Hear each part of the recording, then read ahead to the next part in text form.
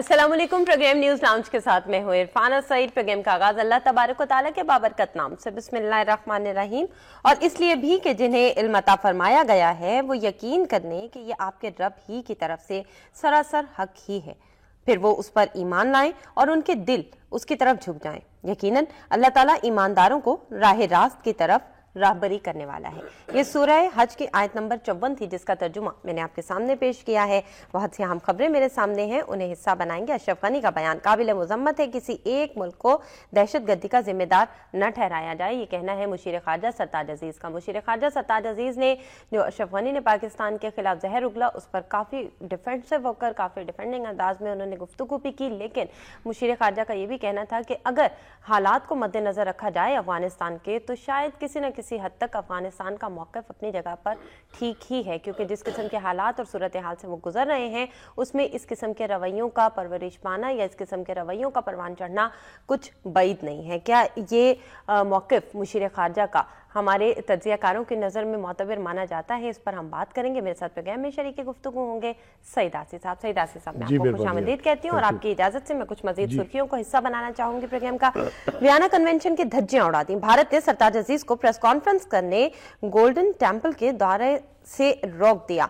अच्छा, भारत के हवाले से अगर बात की जाए तो भारत के रवैयों के हवाले से, भारत की स्ट्रेटेजी के हवाले से, भारत की पॉलिसीज के हवाले से और भारत की बर्बरियत के हवाले से हम हमेशा अपने प्रोग्राम में गुफ्तगू करते हैं। हर फोरम पर तकरीबन बात की जाती है भारत के हवाले से, और भारत के जुल्म सितम के हवाले से भी बात की जाती है, उसके दोहरे रवैयों के हवाले से भी बात की जाती है, लेकिन भारत पर किसी भी किस्म की बात का, किसी भी उठने वाली आवाज़ का कोई असर नहीं होता है। कहीं कोई आवाज़ उसके कानों तक नहीं पहुंचती है। इसकी क्या वजह है? क्या भारत समाज से महरूम है या फिर उसे किसी ऐसी ताकत की पुष्टपनाही हासिल है जो ये चाहता है कि वो गुंडागर्दी करता रहे खित्ते में और खित्ते के अमन को तबाह करता रहे? ये तमाम तर मौज़ूआत हमारे साथ आज प्रोग्राम में गुफ्तगू का हिस्सा रहेंगे। एक और अहम खबर, अमृतसर सिखों का जबरदस्त एहतजाज, भारत से आज़ादी खालिस्तान बनाने का ऐलान, कश्मीर में मुजालिम बंद करने का मुतालबा। पाकिस्तान पर तनकीद करना गलत है, सरताज अजीज की तरक्की की तकरीर तामीरी दोस्ताना थी, ये रूसी सफीर का कहना है।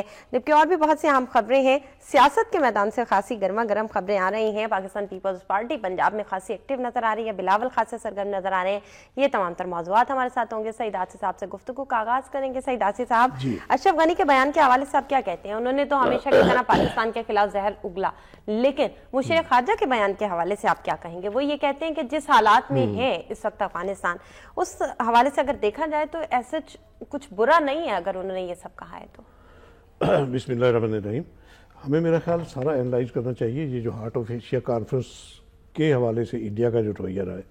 हम बहुत यानी कि ऑप्टिमिस्टिक रहे हैं इस हवाले से कि चाहे इंडिया का जो भी रवैया है, हार्श एटीट्यूड है, दुश्मनी पर उतरा हुआ है, इसके बावजूद हमें एक आलमी एक किस्म का आलमी प्लेटफार्म, इसमें कोई 40 के करीब ममालिक जो है ना, इसमें वज़राए ख़ारजा और मुबस्सरीन समेत 40 के करीब ममालिक के नुमाइंदे शरीक होते हैं इसमें। तो इस हवाले से हमारे पास एक ये ऑप्शन थी कि इस कॉन्फ्रेंस में हम शरीक हो के अपना पॉइंट ऑफ व्यू पेश करते हैं दुनिया के सामने। पहले भी इंडिया बेनकाब हुआ है।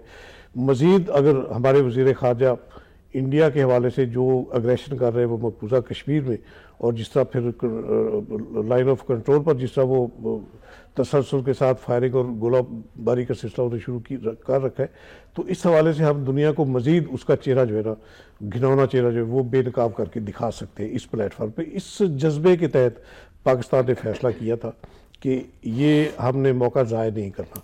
लेकिन इंडिया का जो रवैया, वो मेरा ख्याल है हमें थोड़ा सा ऑप्टिमिज्म से बाहर निकलना पड़ेगा। जो इंडिया का एटीट्यूड, जिस तरह वो जिस इंतहा दर्जे की दुश्मनी पे उतरा हुआ है, जब अब देखिए सरबराह कॉन्फ्रेंस जो शेड्यूल थी पाकिस्तान में इस साल इस्लामाबाद में मुनक़द होनी, उसको सैबोटाज किया इंडिया ने, सिर्फ इस वजह से। उसका एक माटो, एक एजेंडा, एक मकसद है कि पाकिस्तान को कार्नर किया जाए आलमी बरादरी में। उसका एक जाहिर है, उसके पीछे भी उसका ये मकसद है कि हम पर उंगली कोई ना उठाए, जिस तरह हम कर रहे हैं मकबूजा कश्मीर में कत्लेआम कर रहे हैं। तो इस जानब आलमी बरादरी की तवज्जो जो है वो हटाने के लिए फिर वो पाकिस्तान पे मलबा डालता है, दरअंदाजी की बातें करता है, दहशतगर्दी को प्रमोट करने की, तहफ़्फ़ुज़ देने की बेतुके इल्ज़ामात लगाता है। तो इसकी रोशनी में मेरा ख्याल है हमें सोचना चाहिए था कि अगर इंडिया इस इंतहा दर्जे की एग्रेसिवनेस पे उतरा हुआ है, जिसने हमारी मेज़बानी में होने वाली सार्क सरबराह कॉन्फ्रेंस भी सैबोटाज की, उसका इनेकाद नहीं होने दिया। तो क्या हम तवक्को रखते हैं, हम कौन सी ऑप्टिमिज्म लेकर इंडिया जाएंगे और वहाँ से हम फल काट कर लाएंगे अपने लिए मीठा फल? तो ये तो पॉसिबल नहीं। और जो रवैया इख्तियार किया उन्होंने सरताज अजीज साहब के साथ वहाँ प्रेस कॉन्फ्रेंस नहीं करने दी, गोल्डन टेम्पल में नहीं जाने दिया, इवन वहाँ जो हमारे पाकिस्तानी हाई कमिश्नर है अब्दुल बासित, उनके साथ तौहीन-आमेज़ रवैया इख्तियार किया गया। यानी कि वो जो हमारे पाकिस्तान के जो नुमाइंदे वहाँ गए हुए थे उन्हें रोकने की कोशिश की उन्होंने। तो इस सूरत हाल में मेरा ख्याल है ये सिलसिला जुनबानी जिसको हम मुज़ाकरात की बात करते हैं, हमें इससे बाहर निकलना होगा, हमें हक़ाइक़ का भी इदराक करना होगा। अच्छा, आपको नहीं लगता है सईद आसिफ साहब की ये तमाम तर सूरत हाल जब पैदा हुई तो उसके बाद हमें बाइकआउट करना चाहिए था? बाइकआउट पहले ही करना चाहिए था। अच्छा, मेरी जब पहले नहीं किया और हम लोग अमन के मिशन को फरोग देने के लिए, जैसा कि हम कहते हैं कि हम अमन के मिशन को फरोग देने के लिए, या हम टॉलरेंस के मिशन को फरोग देने के लिए, जब्त के मिशन को, सब्र के मिशन को फरोग देने के लिए हम आगे बढ़े और हमने ये कदम बढ़ाया, लेकिन जब वहां पर इस किस्म की सूरत हाल हुई तो अब तो इज्जत नफ्स की बात है ना। जी बिल्कुल सही बात है इरफाना। ये बात ये है कि हम अपने इस यानी कि अमन की ख्वाहिश का जो इजहार करते हैं तो साथ हम ये भी कहते हैं कि इसे हमारी कमजोरी ना समझा जाए। इंडिया फिल वाकई इसे हमारी कमजोरी समझता है, हमारी अमन की ख्वाहिश को, और उसी बुनियाद पे अपनी पॉलिसियाँ तय करता है। अभी देखिए ये बीजेपी की हुकूमत जब इक़्तिदार में आई, मोदी साहब की वोट टेकिंग की सेरेमनी में नवाज शरीफ साहब को मदऊ किया गया और जो सलूक उनके साथ वहाँ किया गया, प्रोटोकॉल को यानी कि बिल्कुल ताक पे रख के, और जो एक आलमी कवानीन जो होते हैं मेहमानदारी के और मेहमान नवाजी के, उनको भुला के उन्होंने जितना एग्रेसिव एटीट्यूड खुद मोदी साहब ने मियां नवाज शरीफ के साथ जो पहली मुलाकात हुई वो टेकिंग सेरेमनी के बाद, उसमें जो उन्होंने कुछ एक चार्जशीट बाकायदा पेश कर दी थी, नवाज शरीफ साहब के हाथ में थमा दी थी कि आप ये हमारी डिमांड्स पूरी करें। तो उस वक्त से ही मेरा ख्याल है हमारे हुक्मरानों को सोचना चाहिए था। भारत की डिमांड्स वैसे पाकिस्तान क्यों पूरी करे? सवाल ये है कि भारत से तो पाकिस्तान ना इमदाद लेता है, ना भारत के साथ कोई ऐसी हमारी तिजारत है, ना भारत के साथ कोई ऐसी हमारी ऊपर नीचे वाला मामला है। जैसे अमेरिका के हवाले से तो चलें समझ में आता है किसी ना किसी हद तक हमारी इमदाद मशरूत है, किसी न किसी हद तक हमारे कुछ मामलात ऐसे हैं जो अमेरिका के साथ समझ में आता है कि उसके बगैर गुजारा नहीं हो सकता, लेकिन भारत के साथ हम क्यों माने ये शराइ? भारत के साथ तो हमारी अपनी डिमांड है ना। बुनियादी जो डिमांड हमारी वो कश्मीर इशू है, जिसको उसने मुतनाज़ा बनाया तश्कील पाकिस्तान के वक्त से। अगर ये तनाज़ा ना बना होता तो शायद कोई और तनाज़ा क्रिएट ही ना होता इंडिया के साथ हमारा। तो डिमांड तो हमें करनी चाहिए और हम कर भी रहे हैं। इस वक्त तकरीबन सारे आलमी फोरम पे अक़वाम मुत्तहिदा की एक ह्यूमन राइट्स कमेटी है, उसमें भी 2 हफ्ते पहले पाकिस्तान की एक करारदाद जो इस हवाले से थी, इस्तिस्वाब के हवाले से कि ये हक जो है ये बुनियादी इंसानी हक, इसको डिक्लेयर किया गया, मुतफ़िका तौर पे मंजूर हुई थी ये करारदाद। तो मैं समझता हूँ कि जब तक हमारी ये डिमांड पूरी नहीं होती, अब ये पानी का तनाज़ा जो है ये भी कश्मीर से रिलेट करता है, वहाँ से जो दरिया आते हैं पाकिस्तान उन पे उनका पानी रोकता है इंडिया, और उसकी अपनी नीयत अपने मकासद है ये पानी रोकने की। तो यही बात है कि कश्मीर का इशू अगर सेटल हो जाए, जिसमें अगरचे बहुत एक मजाक की कैफियत पैदा करने की कोशिश की जा रही है। ट्रंप साहब की जो स्टेटमेंट थी मियां नवाज शरीफ के साथ जो उन्होंने टेलीफोनिक बात की, और उसमें उन्होंने कैटेगरिकली ये बावर कराया कि आपकी ख्वाहिश पर आप जो चाहे मैं आपके जो देरीना तस्फिया तलब तनाज़ात हैं वो हल कराने में किरदार अदा करने को तैयार हूँ। अगर संजीदा हो जाए ट्रंप साहब, जैसा कि उनके बारे में एक ये राय डेवलप हो चुकी है कि वो संजीदा नहीं होते, और इस बयान पर भी जितने उनके लत्ते लिए गए हैं वहाँ इवन अमेरिका में, मगरबी मीडिया में और सोशल मीडिया तक में जितने शोर शराबा हुआ है उस बयान पर, तो उस हवाले से एक मजाक की कैफियत पैदा करने की कोशिश की गई है कि ये तो नवाज शरीफ साहब को कहाँ मिले भी नहीं है और देखा भी नहीं उन्हें, तो इतने बगैर देखे बगैर मिले किस तरह उनके ऐसे दोस्त हो गए कि ऐसी ऐसी फराख दिलाना पेशकशें करें। लेकिन मेरा ख्याल है ये उनकी जाती हैसियत में उनकी पेशकश नहीं थी, जो कांग्रेस है बरसर इक़्तिदार जी नहीं, वहाँ की जो पार्टी जो बरसर इक़्तिदार है उसकी पॉलिसी होती है, और जो रिपब्लिकन है इस वक्त अमेरिका में उसकी पॉलिसियाँ अगर हम कंपेयर करें डेमोक्रेट्स के साथ तो हमारे हक में ज्यादा होती है रिपब्लिकन की पॉलिसी है। ठीक है, तो हम तो ट्रंप के बयान को उस हवाले से इसका जायजा ले रहे हैं। और अगर ये खड़े रहे ट्रम्प साहब, तो मेरा ख्याल है आज इतनी जो इस वक्त हमारे खित्ते में जो सूरत, जितनी टेंशन इंडिया ने क्रिएट की हुई है, अगर अमेरिका संजीदगी के साथ इसमें मुदाखलत करे और इसका जारहाना हाथ जो है इंडिया का वो रोके, जैसे भी रोके, इसको रोके, तो यहाँ यकीनी बात है इलाके का अमन भी यकीनी हो सकता है और इलाकाई अमन को जो खतरात लाक है इंडिया की जनूनियत की वजह से, उसका भी सदेबाब हो सकता है। ठीक हो गया। भारत की अगर जनूनियत की बात की जाए तो खालिस्तान के हवाले से यहाँ पर मेरे सामने खबर है, अमृतसर में सिखों का जबरदस्त एहतजाज, भारत से आजादी खालिस्तान बनाने का ऐलान, कश्मीर में भी मुजालिम बंद करने का मुतालबा। और कहा हल्कों की जानिब से यही जा रहा था सईद आसिफ साहब कि अब ये जो कश्मीर तहरीक उठी है, ये खालिस्तान और दीगर जो तहरीकें अंदरूनी तौर पर उठ रही हैं भारत में, ये इनको भी मजीद मजबूत करेगी। क्या आपको लगता है वो घड़ी आ गई, वो वक्त आ गया अब? जी बिल्कुल। असल में इंडिया खुद इतने मसाइल का शिकार है, इतनी वहाँ यानी कि अनरेस्ट है इतनी, और ख़ास तौर पे ये बीजेपी के दौर में तो अकलीतों का वहाँ यानी कि जीना जो है वो उन्होंने जिंदा दरगोर कर रखा है उन्हें। तो इस हवाले से पहले भी एक तहरीकें वहाँ अकलीतों में एक बेदारी की है। ये सिर्फ कश्मीर तो बहुत दरीना, ये तो क्या पाकिस्तान से चल रहा है ना इशू। इसके अलावा भी इंडिया में जितनी अकलीतें हैं वो भी खुश और मुतमिन नहीं है इंडिया से। इवन ये जो तमिलनाडु है, वो भी आज़ादी की तहरीक चला रहे हैं। इसी तरह और कुछ इंडिया की कम्युनिटीज़ हैं वो भी कब्र बस्ता है। और ये सिखों वाली तो आपको पता है ये खालिस्तान तहरीक जो है ये इंदिरा गांधी के दौर में बनी थी 80s की दहाई में, और 84 में जो इंदिरा गांधी कत्ल हुई वो भी इन्हीं के हाथों कत्ल हुई थी। और जो उन्होंने हशर नशर किया था खालिस्तान तहरीक वालों का, गोल्डन टेम्पल पर चढ़ाई करके और खून में नहा दिया था उन्होंने वह पूरे तालाब को। तो ये बातें जो है ये जाहिर है एक बिटरनेस जो है इंडिया की जो स्टेट पॉलिसीज़ है वो जुनूनियत को बढ़ाने वाली, और वैसे तो अपने आप को सेकुलर स्टेट कहते हैं, लेकिन ये खालिस्तान अब इस वक्त ये जुनूनी हिंदू मुआशरा बन चुका है इंडिया।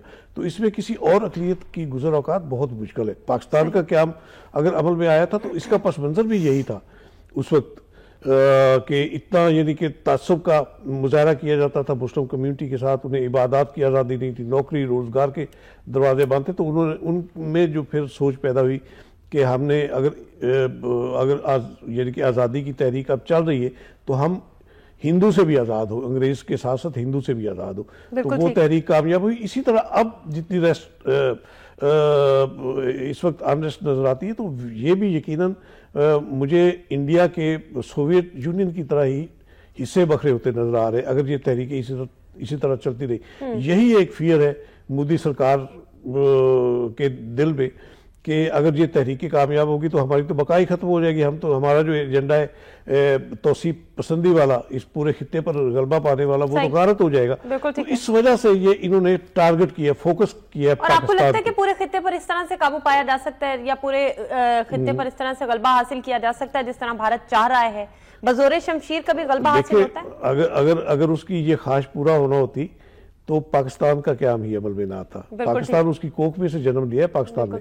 तो यही एक उसे जो हिंदू क़यादत है उसको यही यानी कि एक सामने नजर आता है कि अगर पहले मुसलमानों ने अपना अलग वतन हासिल किया है तो आगे चल के दूसरी अकलीतें जो है अब ये खालिस्तान ज़ाहिर है ये तो बहुत जोरों पे है ये तहरीक, तो ये भी आउटकम इसका भी इनकी अलग रियासत की सूरत में आएगा तो फिर दूसरी जो अकलीतें वो भी जोर पकड़ेंगी उनकी तहरीकें भी। तो ये फियर जो है ये मौजूद है हिंदू लीडरशिप के दिलों में और इसी वजह से वो फोकस करते हैं पाकिस्तान को, क्योंकि पाकिस्तान को वो समझते हैं कि ये मुहर्रक बनाए इंडिया को तोड़ देगा। ठीक है ना, ये तो जाहिर है उसकी अपनी खसलतें थी, अपने तस्बात थे जिसकी वजह से पाकिस्तान का क़याम अमल में आया। दो कौमी नज़रिया मैं तो कहता हूँ कि ये हिंदू जुनूनियत की पैदावार है, ये हमने दो कौमी नज़रिया पैदा नहीं किया, उसने इंतहा की मज़ालम की मुसलमानों पर। तो ये फिर मुसलमानों के दिल में ख्याल पैदा हुआ कि हम दो कौमें अलग अलग हैं, हिंदू अलग है, ज़ाहिर है हमारा तो वैसे है भी नहीं, सिर्फ आप ये कहें कि एक खित्ता एक है तो इस वजह से हम एक हो गए, ये ऐसा नहीं होता। जो यानी कि मज़हब के हवाले से, इबादत के हवाले से जो बात है वो असल चीज वो होती है कि उसमें हिंदू मुस्लिम कल्चर अलग अलग है जी, वो कल्चर अलग अलग है। तो इस वजह से यकीनन अब सिखों का कल्चर भी हिंदुओं के साथ नहीं मैच कर सकता। इसी तरह दूसरी अकलीतें जो है, ईसाई है और इवन यानी कि हिंदू में कई कास्ट मौजूद है। लोअर कास्ट जो है वो दलित जिनको कहते हैं, शूद्र कहते हैं जिनको, वो यानी ये खत्री हिंदू जो है और ब्राह्मण हिंदू जो है, इनके हाथों वो जिच होते हैं। तो ये मेरा ख्याल है कि ये कुदरत के एक आप ये समझ लें कि मुकाफात अमल आप इसको कह लें कि कारखाना कुदरत में जो एक हिकमत है उसके तहत इस कायनात ने चलना है। तो हिंदू के हाथों को गलबा देकर इस कायनात को शायद खुश असलूबी से नहीं चलाया जा सकता। इसलिए कुदरत की मशीयत जो है वो भी हिंदुस्तान के टुकड़े करने में नजर आती है। ठीक है, इसलिए वो खसियानी बिल्ली खंबा नोचे वाली बात है ना कि उस पर पड़ती है तो वो हमारी तरफ झपटता है, लपकता है। ठीक हो गया, चलें, ये तो भारत की बात हो गई। अफगानिस्तान के हवाले से क्या कहेंगे? अफगानिस्तान की वफादारियों का ग्राफ हमेशा भारत की तरफ क्यों रहता है, पाकिस्तान की तरफ क्यों नहीं आ पाता है? जबकि पाकिस्तान के हवाले से अगर बात की जाए तो मुशीर खारजा सत्तार अजीज अब तक पुरुम्मीद हैं और वो ये कहते हैं कि हम अफगानिस्तान को नहीं छोड़ेंगे क्योंकि एक दिन ऐसा होगा जब अफगानिस्तान वापस पाकिस्तान ही के पास आएगा। क्या कहेंगे आप इस हवाले से? देखिए, अफगान कल्चर, हम कल्चर की बात करेंगे, वो ऐसा है कि उसको सिर्फ अपने मुफादात उसके पेश नजर, पैसा जो है ना वो उसका आप समझ लें कि दीन ईमान उन्होंने बनाया अफगानों ने। अगर हम इसका जायजा लें शुरू से, यानी कि जब ये कोल्ड वार शुरू हुई थी अमेरिका और सोवियत यूनियन की, और उसमें अफगान मुजाहिदीन का जो किरदार था, तो उसमें भी जाहिर है इसमें इन दोनों बड़ी ताकतों के अपने मुफादात थे। उस वक्त इंडिया जो है वो सोवियत यूनियन के पलड़े में था और हम जो है शुरू दिन से हम तो अमेरिका की झोली में पड़े रहे हैं। तो उसमें यानी कि पाकिस्तान ने जो ज़िया-उल हक साहब का दौर जो था, तो उसमें पैसे की जो रेल पेल इसने देखी अफगानियों ने, कलाशनकोव कल्चर जो है वो उस वक्त पैदा हुआ। तो ये एक उनके जहन में आप ये समझिए कि एक लत पड़ गई थी कि इस तरीके से हमें बेइंतहा पैसा आता है। तो अब जाहिर है इस वक्त जो सूरत हाल है हमारे खित्ते की, इस वक्त अमेरिका हम नाम के उसके फ्रंट लाइन इत्तेहादी है, उसके मुफादात की जो जंग है दहशतगर्दी के खात्मा के लिए, लेकिन सबसे ज़्यादा मशकूक वो हमारे ही किरदार को समझता है।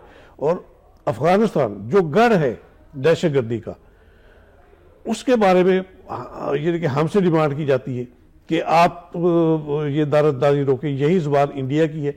अब इंडिया और अफगानिस्तान के मफादात आप देखें, आपने बात की कि वो हमारी बजाय इंडिया की जुबान बोलता है, तो ये शुरू दिन से जो है ना उसकी पॉलिसी यही रही है। उसने ये देखना है कि हमें माली तौर पे मॉनेटरी जो बेनिफिट है वो कहाँ से मिल सकता है। बिल्कुल ठीक है।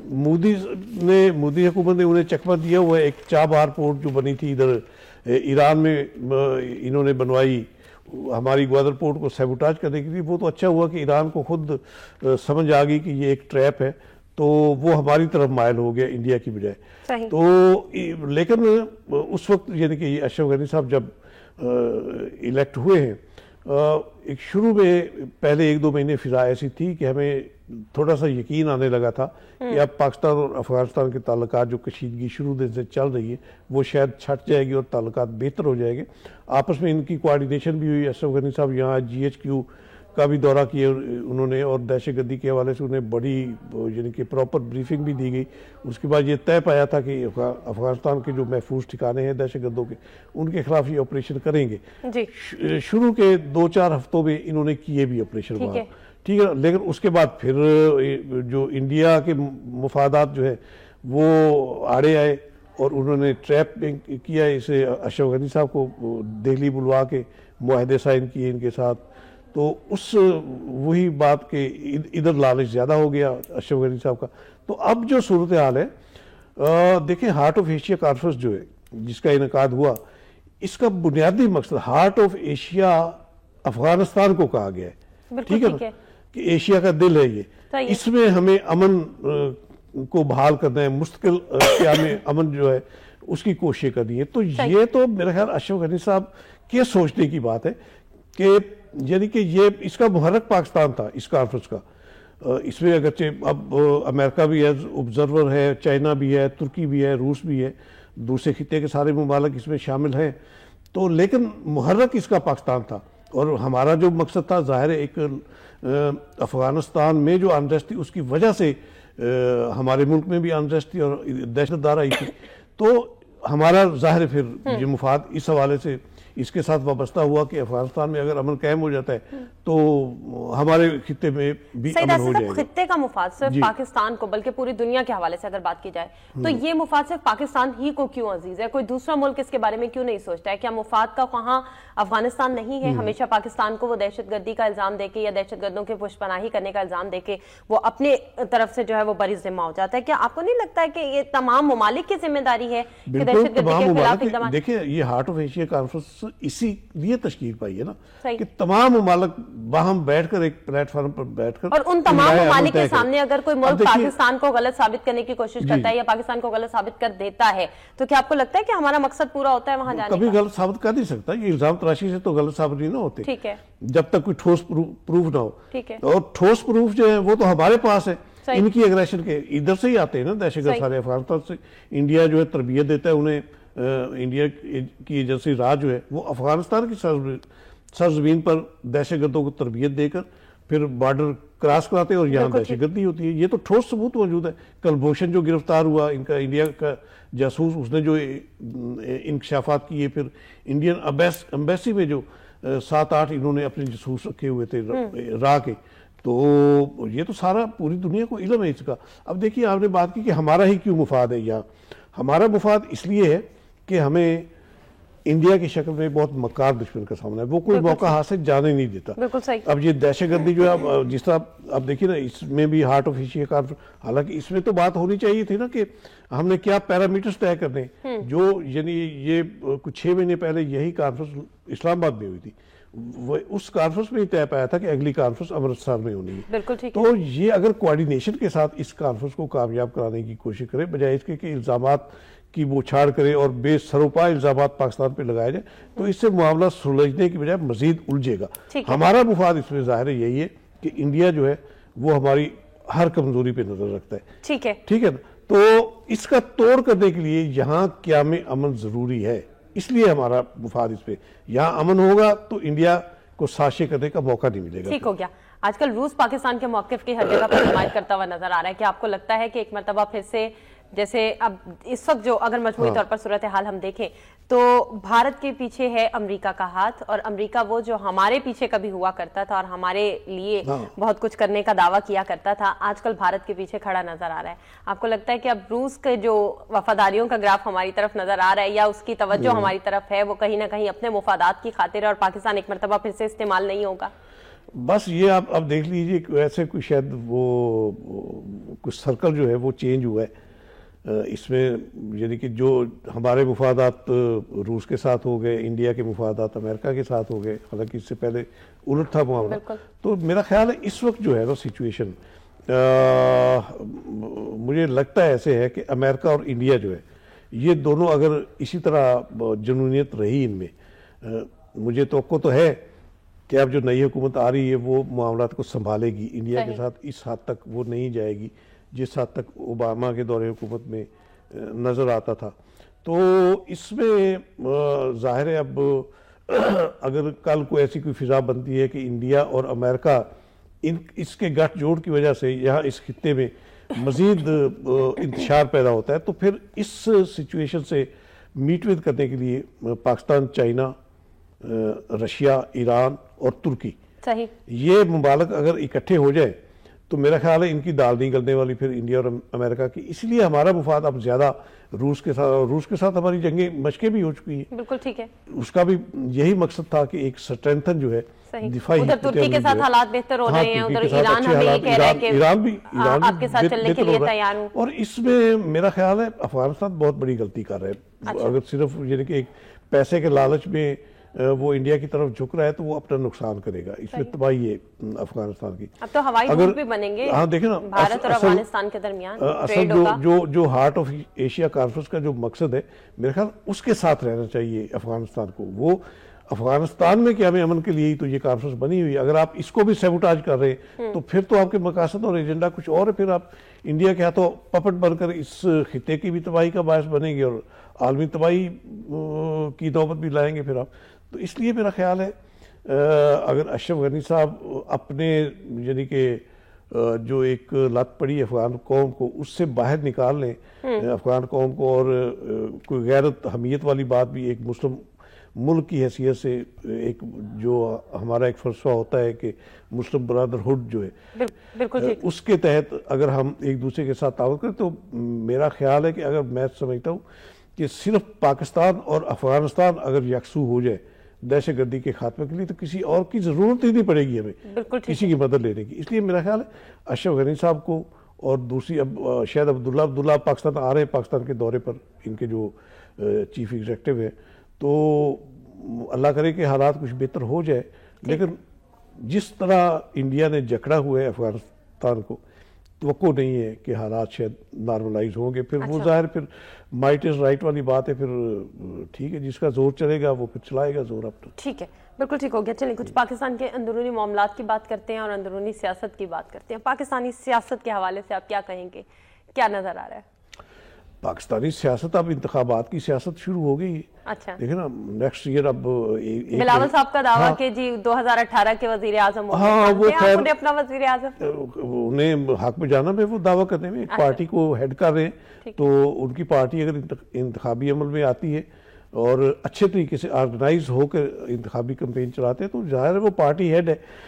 इस बारे में कुछ कंफ्यूजन पैदा करने की कोशिश की गई कि शायद कोई एज की बात है, कोई 35 साल की एज, बहुत से हलकों की जानिब से कहा गया है कि बहुत कम उम्र है अभी। नहीं ये ऐसी कोई कदर नहीं है। अच्छा। जो प्राइम मिनिस्टर होता है वो नेशनल असेंबली में जो इलेक्ट होके आता है ना मेंबर, उसमें से इलेक्शन होना होता है। ठीक है, ये उम्र की हद जो है ये सिर्फ प्रेसिडेंट के लिए है, प्राइम मिनिस्टर के लिए कोई कैद नहीं उम्र की। और अगर बिलावल इस वक्त 28 साल का है, कौमी असम्बली में आएगा इलेक्शन लड़के तो वो प्राइम मिनिस्टर बन सकता है, उसे अगर अक्सरियत हासिल होगी ऐवान में तो उनका राइट बनता है फिर। इसलिए अब आज जो सियासत है ये है अब इंतखाबी सियासत। हर पार्टी ने जोर लगाना है। रूलिंग मुस्लिम लीग जो है मुस्लिम लीग नून, उसने अपना एक एजेंडा बनाया है, उसके पास तो ज़ाहिर है वसाइल भी है, सरकारी वसाइल उसके पास मौजूद है, उसको भी बुरुए कार लाते हैं, सरकारी कौमी खजाने को बुरुए कार लाते हैं। तो इसके मुकाबले में जो अपोजिशन जमाते हैं उनके पास तो फिर एक विल होती है ना, सिर्फ एक मंशूर होता है, एक वादा होता है जो वो करते हैं अवाम से कि हम इक़्तिदार में आए तो हम ये करेंगे, ठीक है ना। लेकिन इसके बरक्स जो रूलिंग पार्टी है उसको एक माइलेज हासिल, एडवांटेज हासिल होता है कि उसके पास वसाइल मौजूद होते हैं। वो यानी कि जब इंतखाबात का मौसम आता है तो जो मसाइल जानबूझ के इन्होंने क्रिएट किए होते हैं वो उनको हल करने की कोशिश करते हैं। अब जिस तरह ये तवानाई का क्राइसिस है, अगले साल अगर ये तवानाई का बहरान ख़त्म कर देते हैं जैसा कि नवाज शरीफ साहब ने ऐलान भी किया, इसी तरह ये पेट्रोलियम प्राइसेस है इस महीने इन्होंने बढ़ाई है, अगले महीने से हो सकता है कम कर दें या ना बढ़ाए, तो ये हुकूमतों को ये एडवांटेज, हुकूमती पार्टी जो है उसको ये एडवांटेज होता है। तो इसमें जोर लगाना हर एक का हक है। बिलावल अगर लाहौर आकर बैठा है अपनी पार्टी को ऑर्गेनाइज करने के लिए इस हवाले से कि उसने आगे फिर इंतखाबी यानी कि मंजिल पे रवाना होना है, तो उसके लिए जो भी मंशूर पीपल्स पार्टी के पास है, जो एजेंडा है, वो जाहिर है उसका ऐलान करेंगे। अवाम अट्रैक्ट होते हैं या नहीं होते ये अलग बात है, लेकिन सियासी जमातें जो इंतखाबी सियासी जमातें जिन्होंने इंतखाबी अमल में शरीक होना है उनको बहर सूरत अपना एजेंडा कौम के सामने पेश करना होता है। ठीक हो गया। चले हुकूमत के हवाले से बात करते हैं। आपको लगता है हुकूमती पॉलिसीज ऐसी हैं या हुकूमत ने इतना काम कर लिया इन 5 सालों में कि अब आने वाले इंतखाबात में हुकूमत एक दफ़ा फिर से उसी नारे के साथ कि उसने बहुत खिदमत की आवाम की और वो आगे आइंदा आने वाले सालों में आवाम की किस्मत बदल देंगे, मुल्क की मईशत का पहिया बहुत तेजी से दौड़ेगा, इन तमाम तर नारों में कुछ असर होगा हुकूमत के? देखिए इसमें मैं समझता हूँ कि हुकूमत को इमरान खान साहब ने भी बहुत बड़ा सहारा दिया है।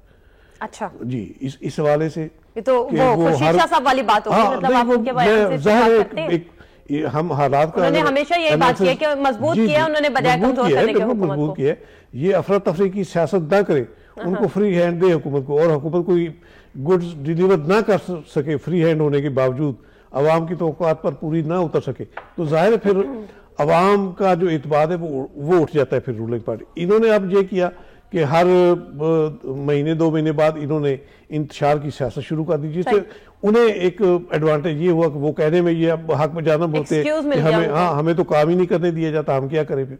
ठीक है ना, तो बेहतर ये है कि अपोजिशन आप करें जरूर, तामीरी अपोजिशन जो पार्लियामेंट जहां आप सियासत करने के लिए और आवाम की खिदमत करने के लिए, आवाम के मसाइल हल करने के लिए आपको आवाम मैंडेट देकर भेजते हैं, तो उस मैंडेट का तो तकाजा आप उसको पूरा करें।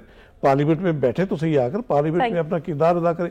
अगर आपने पार्लियामेंट के बाहर सियासत करनी है तो फिर इंतखाबात में जाने की क्या जरूरत है, फिर इसी डगर पे चलते रहे।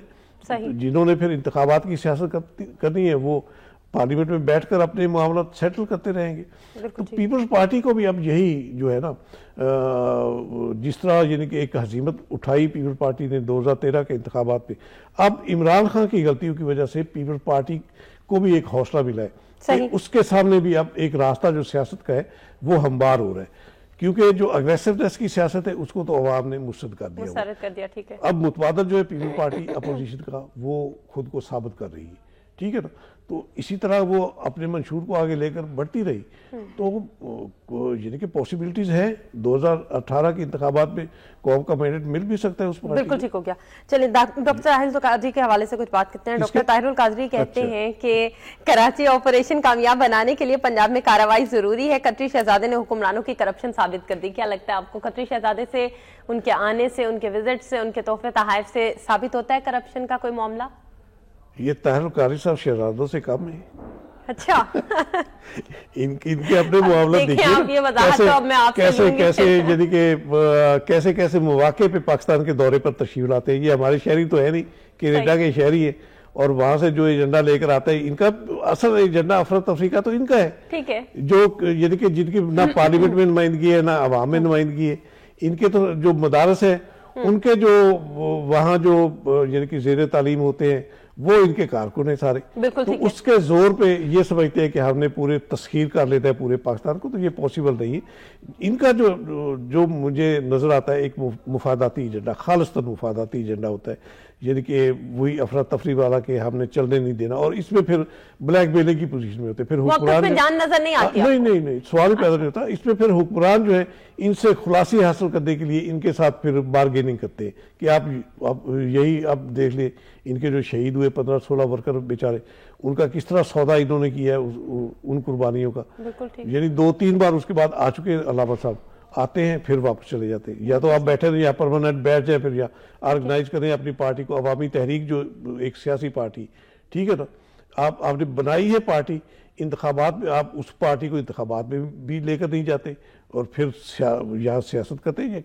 कैसे पॉसिबल? ये दो राहें जो है, इन दो राहों पे बैक वक्त नहीं चला जा सकता। इन्हें एक रास्ते का इंतखाब करना होगा, या आप सियासत करें। और अगर कादरी साहब ने एक रास्ते का इंतखाब कर लिया, जिस तरीके से आप उन्हें दे रहे हैं, अल्लाह करे, अगर वो इस अल्लाह करे कर लेते हैं, तो आपको क्या लगता है बेहतरी की सूरत क्या होगी? बेहतरी की तो कोई सूरत नहीं होगी। इनके साथ अलाइनमेंट किसने करनी है? इमरान खान साहब और इनकी भी इतनी अब दूरियां हो चुकी हुई है कि इनका पॉसिबल नहीं है कोई इंतखाबी अलायंस किस्म का। और मेरा ख्याल है अवामी तहरीक शायद इस बार भी इंतखाबी सियासत से बाहर ही रहे, क्योंकि उनका जो एजेंडा है वो इंतखाबात, वो तो बात करते हैं पता नहीं इनकलाब, और इनकलाब किस तरीके से उन्होंने लाना है। वो जमहूरियत के जरिए तो इनकलाब लाना ही नहीं चाहते। अगर वो जमहूरियत के साथ मुखलस नहीं है, इसके साथ वाबस्ता नहीं है, तो यकीनी बात है कि उनका जो एजेंडा है वो फिर यहाँ तो पनप नहीं सकता।